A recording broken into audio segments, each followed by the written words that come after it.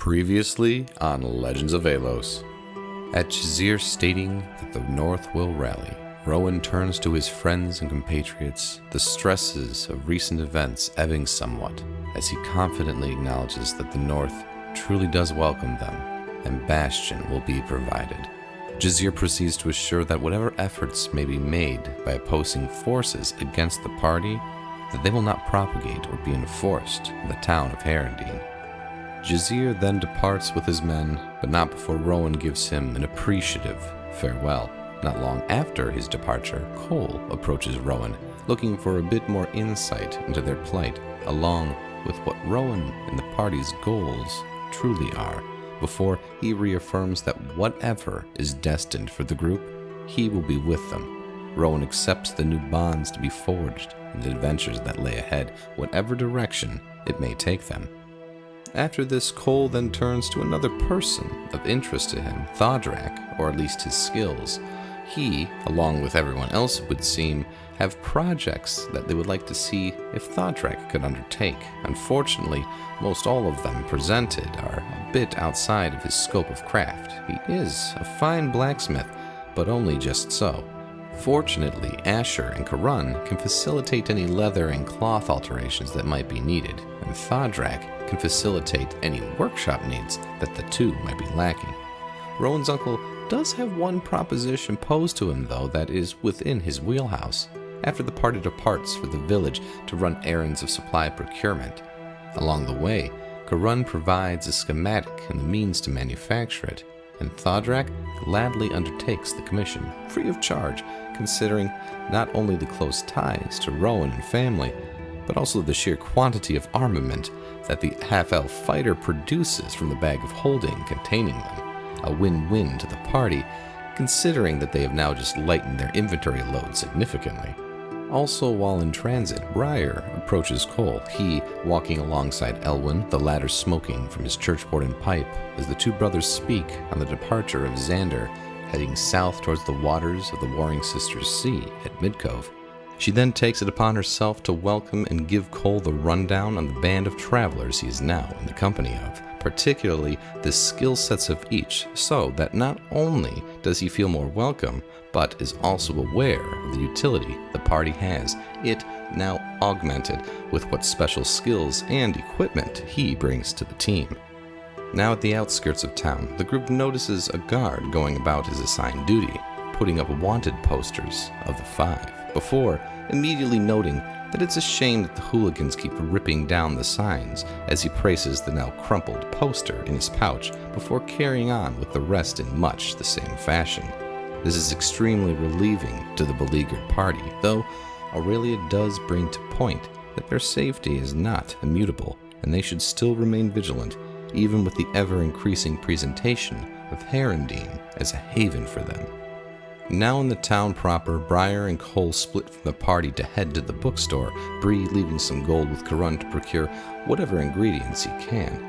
The group that heads to the store purchases whatever is available. Some key ingredients are, but most are not and are hard sought in the remote north.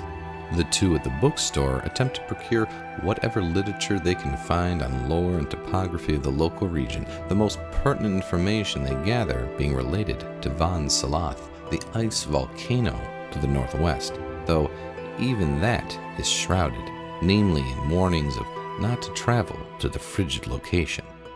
The two groups done with their shopping now reunite so that they can move on to their next objective, to find a good spot and stone, so that they can finally lay their friend Dom to rest, even if only in spirit.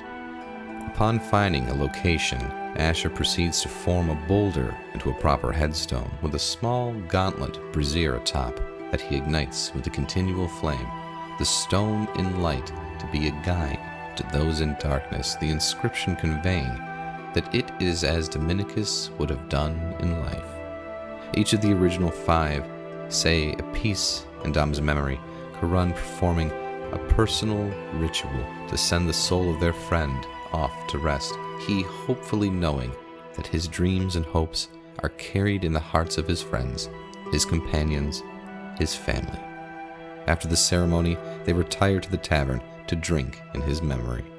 They enter the warm tavern and are introduced to the proprietor and staff, all familiar to Rowan, as the party seeks to find a table.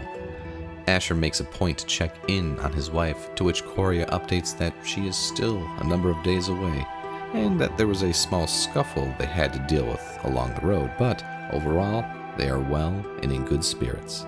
The group spends the remainder of the night talking and drinking, a bit of bond building occurring over a drinking game, with the losers answering a question posed by the winner.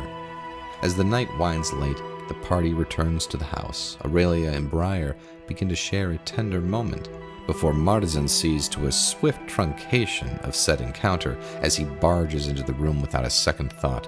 Before tension and frustration rises with this sudden intrusion, Aurelia takes Briar out of the room and on a walk through the forest, so that even if it is less than ideal, they can enjoy the private company of each other, a moment sealed with a tender kiss in the chill night air. Come the morning, the group rouse themselves, some taking longer than others, but understandably so considering the libations the night before, and the amorous encounters of some as well. Rowan wakes Evelyn with a kiss before heading off to the kitchen. Meanwhile, Aurelia wakes Martizan with a wet willy, all due considerations for him well in mind. Over breakfast, they discuss their next steps, and the party determines that Asher and Aurelia gathering some overhead reconnaissance will be good for determining where the gnolls might be. It isn't long after Asher transforms and the two take flight that they are able to spot an encampment surrounded with defensive measures, along with gnolls bringing inquiry from a recent kill. They return to the others, and the consensus is still to attempt to speak and understand what is forcing the gnolls to migrate further south than ever, rather than just immediately resorting to violence. With the plan to approach them peaceably, the adventurers gather some more of their garments before departing towards the site of the encampment. Eventually, as they begin to draw closer, it is noticed that there are creatures around them. Karun casts tongues upon Cole, and he is able to discern a few words amongst the cackles and yips of the gnolls observing them. Asher encounters a trap that does a fair bit of damage, though its purpose seems to be for large game, and inspired heavily from human design. The efforts of Aurelia help keep any other traps from being sprung as they continue their trek. Eventually, the group comes to the outskirts of the encampment, where they decide to have only Asher and Cole approach initially, unarmed, so as to clearly convey their intent. As they approach, they become encircled by several gnoll warriors from the camp, and apparently their leader presents himself once Cole attempts to communicate. Cole approaches closer still, attempting to convey that they only wish to speak, trying to be confident but non-threatening. Eventually, the larger gnoll, Kishkir, approaches and speaks with Cole, but he is noticeably guarded and ready to attack if needed.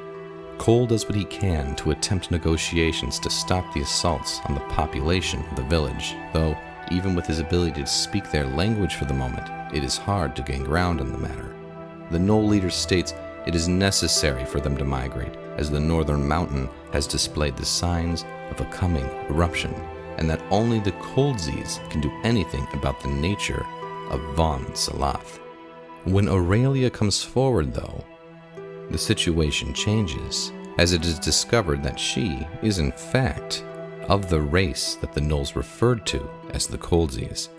This revelation is affirmed even more as the gnolls give reverential consideration as she approaches. Karun grants her the ability to speak with them as well, and with her added efforts, they are able to come to an agreement that the gnolls will not assault any more Herendinians, provided they too do not harm or threaten the gnolls. In return, the party will assist in procuring food for them and will also look into what is transpiring at Von Salath. Cole, Elwyn, and Asher remain to hunt and help bolster the food reserves for the gnolls, while the others return to town to prepare and ponder the events to come, especially considering the looming threat of a massive eruption and the fact that Aurelia is of the race that plays caretaker to the mysterious Von Salath. and it is from here we shall continue the story of the Legends of Aelos.